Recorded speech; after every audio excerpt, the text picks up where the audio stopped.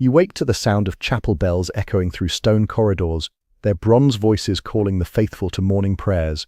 The year is 1491 AD, and you are a lady-in-waiting to the most powerful woman in Christendom, Isabella I of Castile, Queen of Spain. Your bare feet touch cold marble as you hurry through the Alcazar of Segovia, carrying a basin of rosewater and fresh linen. The air tastes of incense, and something else, something sour and organic that makes your stomach turn. You pause outside the royal chambers, listening to the Queen's voice through the heavy oak doors. She is praying again, as she has been for hours. Her words rise and fall like a river of Latin, punctuated by the soft whisper of rosary beads sliding through her fingers. When you finally enter, you see her kneeling before a massive crucifix, still wearing the same white linen shift she donned 3 months ago when Granada fell to Christian forces. The fabric, once pure as fresh snow, now bears the yellow stains of sweat, the brown patches of blood from her self-flagellation, and darker stains you dare not contemplate. The smell hits you like a physical blow. It mingles with the frankincense burning in silver censers, creating a nauseating cocktail of sanctity and decay.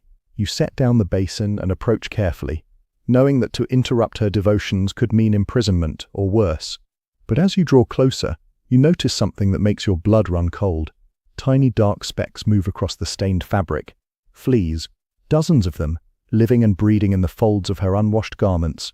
Before diving into these forgotten stories of survival and suffering, if you enjoy learning about the hidden truths of history, consider hitting that like button and subscribing for more content like this.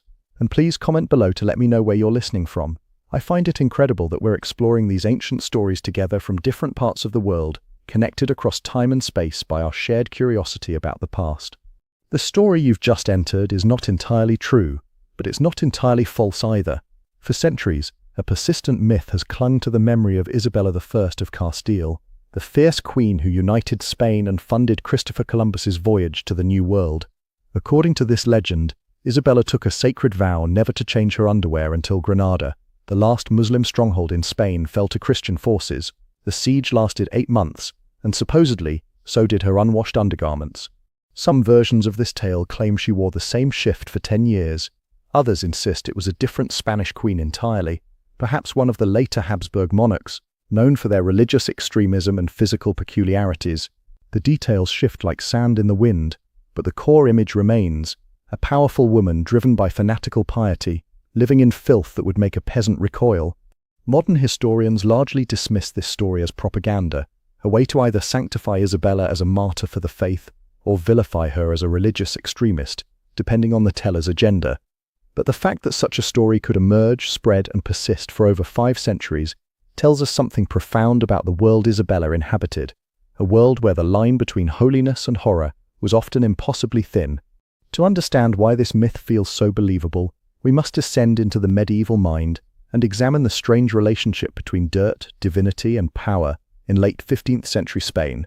We must explore a civilization where bathing was considered not just unnecessary, but actively dangerous, where undergarments were magical talismans, and where the most powerful people on earth lived in conditions that would horrify a modern homeless shelter. The Spain of Isabella's time was a land caught between worlds. Christian kingdoms had spent 7 centuries slowly pushing Muslim rulers south, a process called the Reconquista, that would finally end with Isabella's conquest of Granada in 1492 AD. This was not just a military campaign, but a cultural collision that shaped every aspect of daily life, including the most intimate details of personal hygiene. In the Islamic kingdoms of Al-Andalus, bathing was both a religious obligation and a social ritual. Public bathhouses, called hammams, dotted every major city. Muslims washed 5 times daily before prayers, and the Quran explicitly praised cleanliness as half of faith. These bathhouses were architectural marvels, domed chambers filled with heated pools, where men and women at separate times would spend hours soaking, scrubbing, and socializing.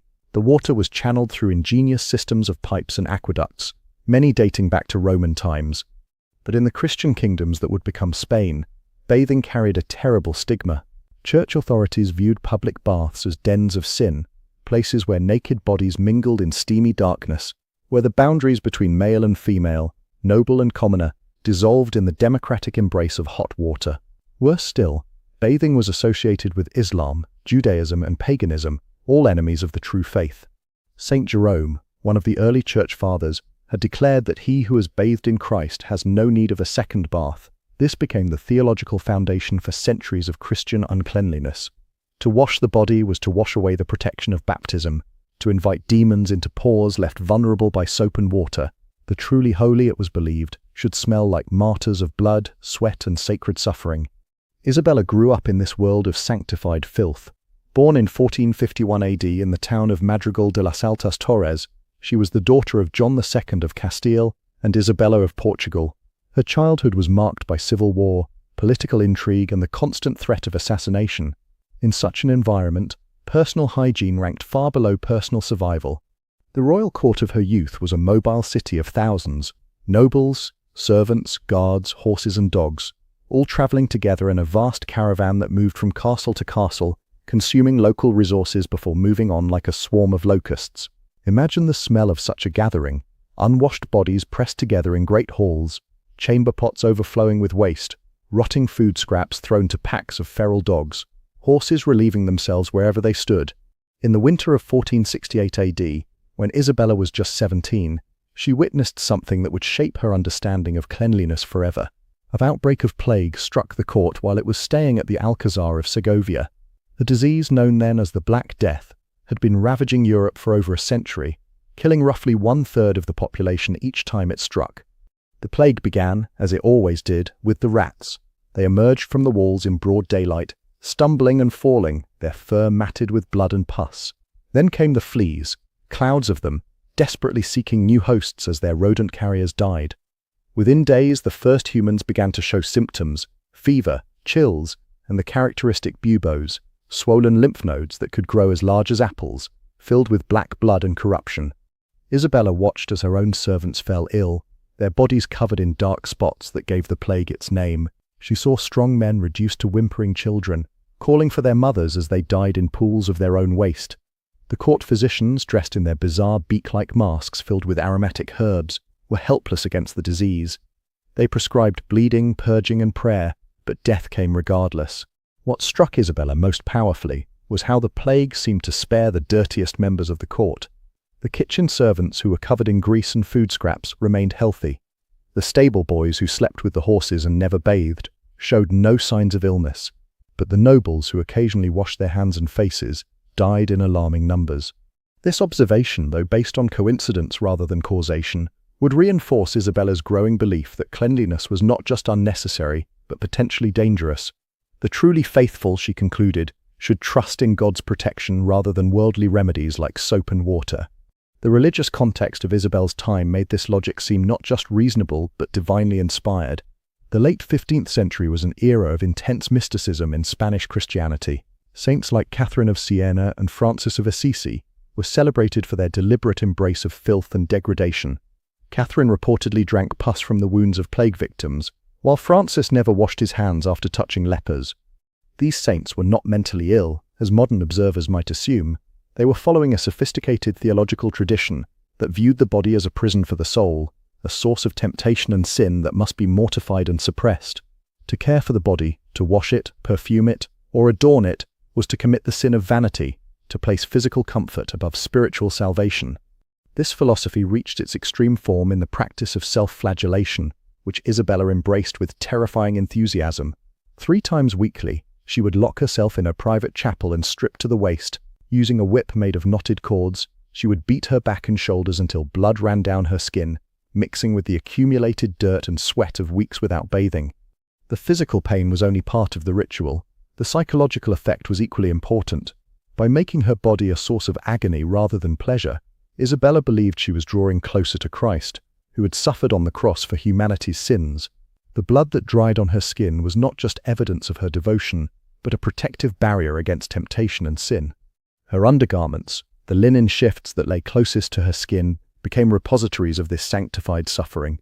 They absorbed not just her blood but her sweat, her tears, and the various oils and secretions of her unwashed body.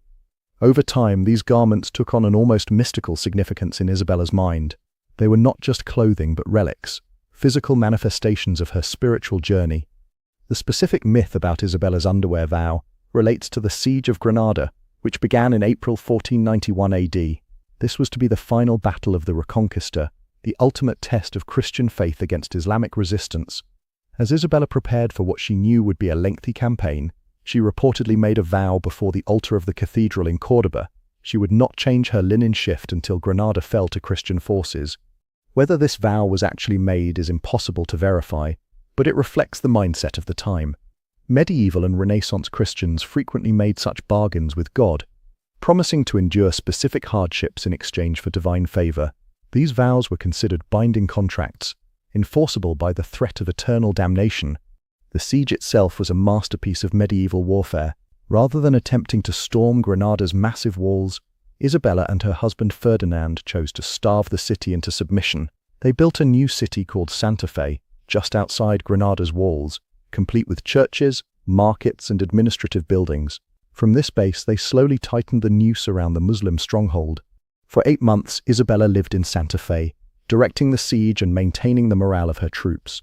If she had indeed made a vow not to change her undergarments, the physical and psychological toll would have been immense. The Spanish spring and summer were brutally hot, with temperatures reaching over 100 degrees Fahrenheit. The air was thick with dust, smoke from cooking fires, and the smell of thousands of unwashed soldiers. Contemporary accounts describe Isabella during this period as increasingly gaunt and hollow-eyed, her face marked by an otherworldly intensity. She spent most of her time in prayer, often standing for hours before a portable altar in her tent. Visitors reported that she seemed to emanate a strange odor, not entirely unpleasant, but distinctly organic, like old leather mixed with dried flowers. The fleas that supposedly infested her clothing would have been more than just a nuisance. In the medieval understanding of disease, fleas were not just pests, but potential vectors of supernatural corruption. They were associated with the devil, who was often depicted as a flea-bitten creature emerging from the bowels of hell.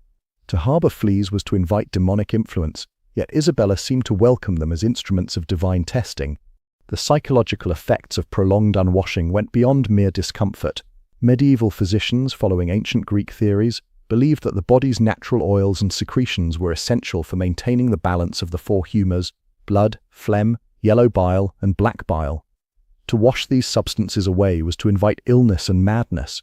Isabella's behavior during the siege of Granada suggests she may have been experiencing what modern psychiatrists would recognize as a form of religious psychosis.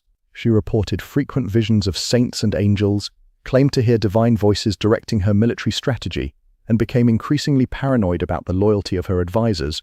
Her refusal to change her undergarments may have been both a cause and a symptom of this mental state. The broader context of Spanish society made Isabella's alleged behavior seem not just acceptable but admirable. Throughout the Iberian Peninsula, stories circulated of holy women who had achieved sainthood through deliberate self-degradation. Maria de Santo Domingo, a contemporary of Isabella, reportedly never washed her hands for 30 years, claiming that cleanliness was a sign of spiritual weakness. Another mystic, Catalina de Cardona, was said to have worn the same hair shirt for 40 years, until it became so encrusted with blood and dirt that it could stand upright on its own. These were not isolated cases, but part of a broader cultural movement that equated physical suffering with spiritual advancement. The Spanish Inquisition, established by Isabella herself in 1478 AD, actively promoted this ideology as a way to identify true Christians.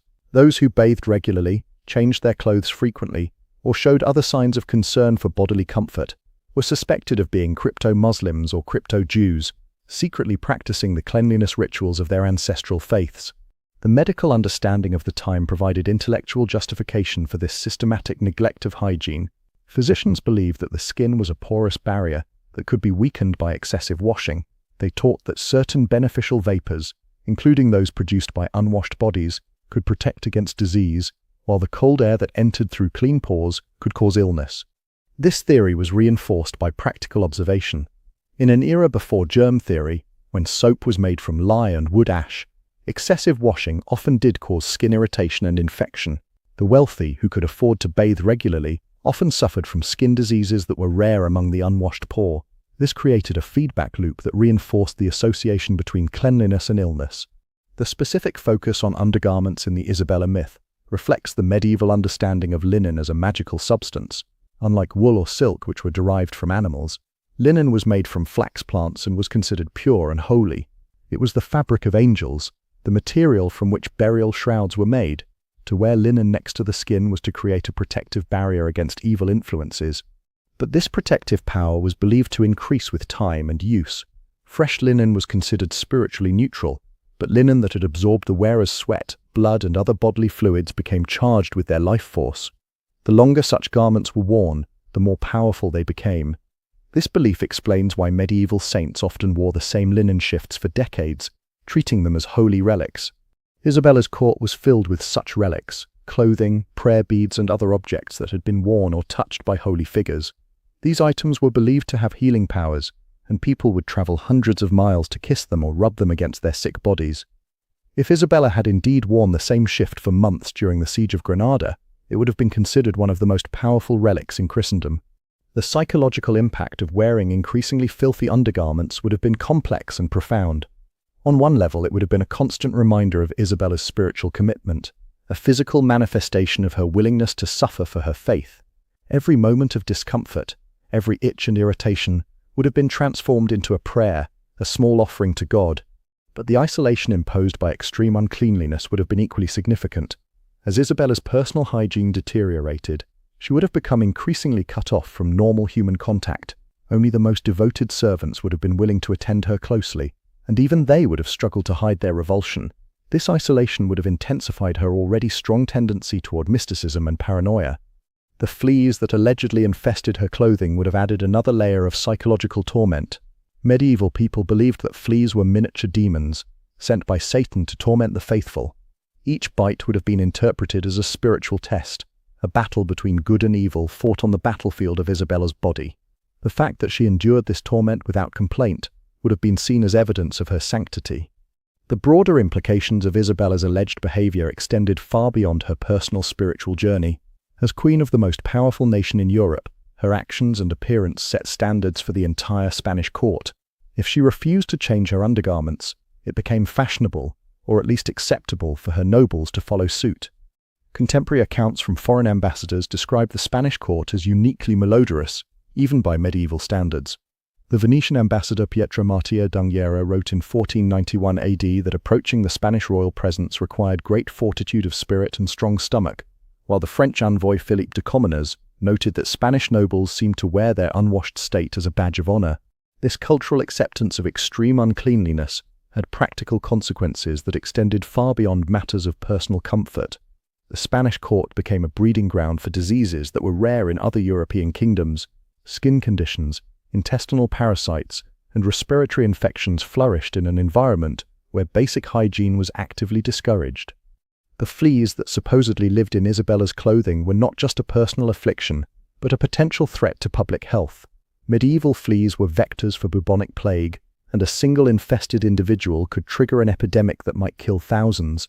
The fact that Isabella survived her alleged ordeal may have been due to luck, divine intervention, or simply the biological reality that some people have natural resistance to flea-borne diseases.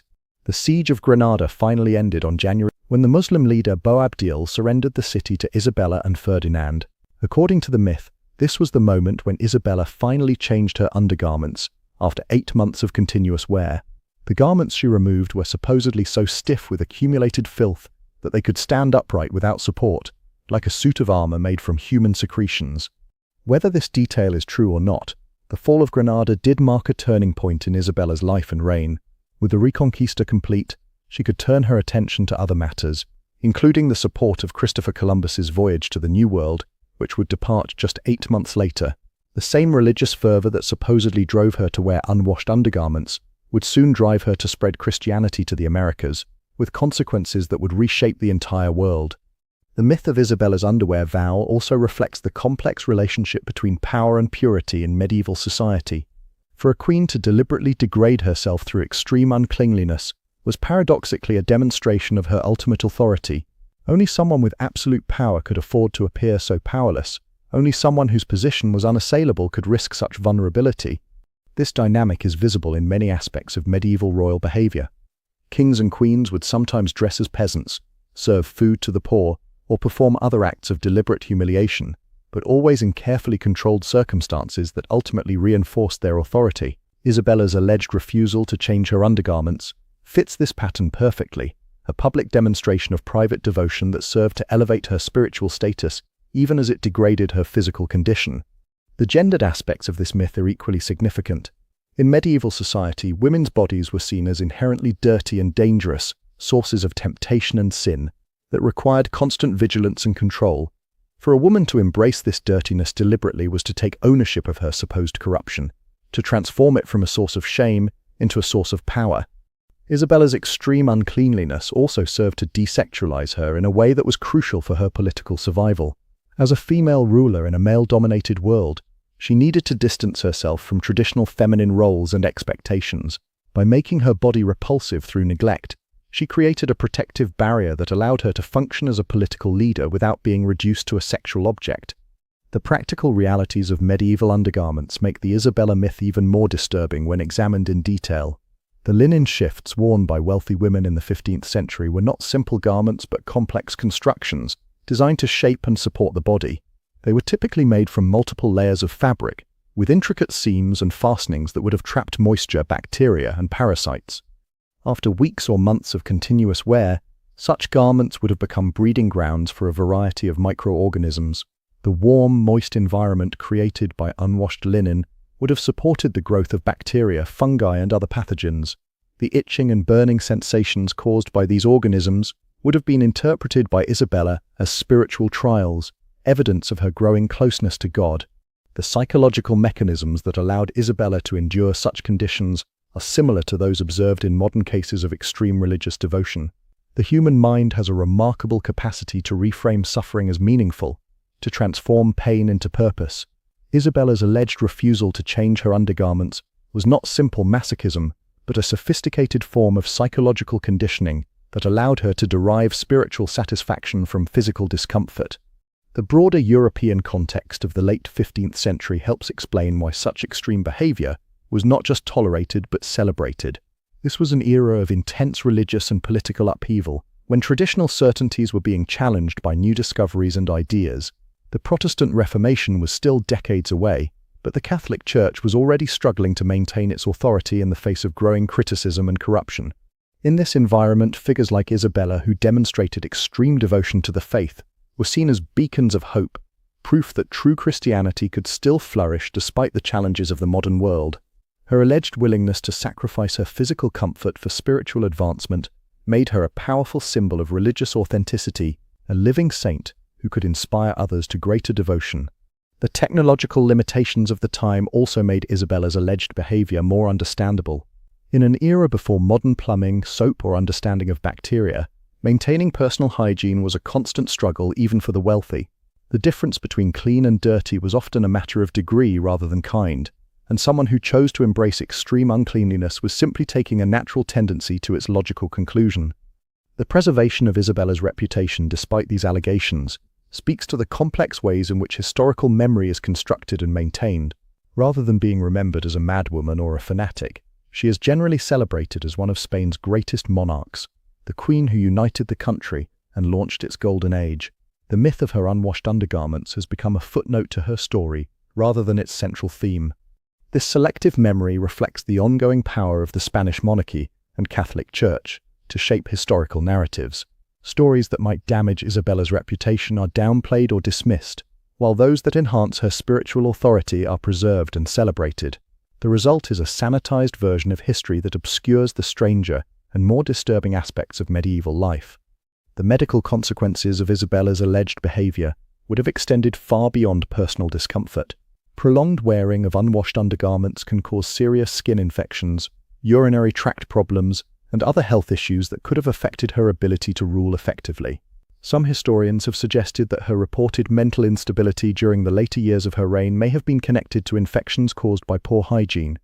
The social implications of the Isabella myth extend into the present day.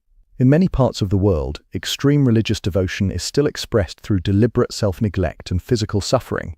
The same psychological mechanisms that supposedly drove Isabella to wear unwashed undergarments for months continue to motivate modern ascetics and mystics who view bodily comfort as an obstacle to spiritual advancement.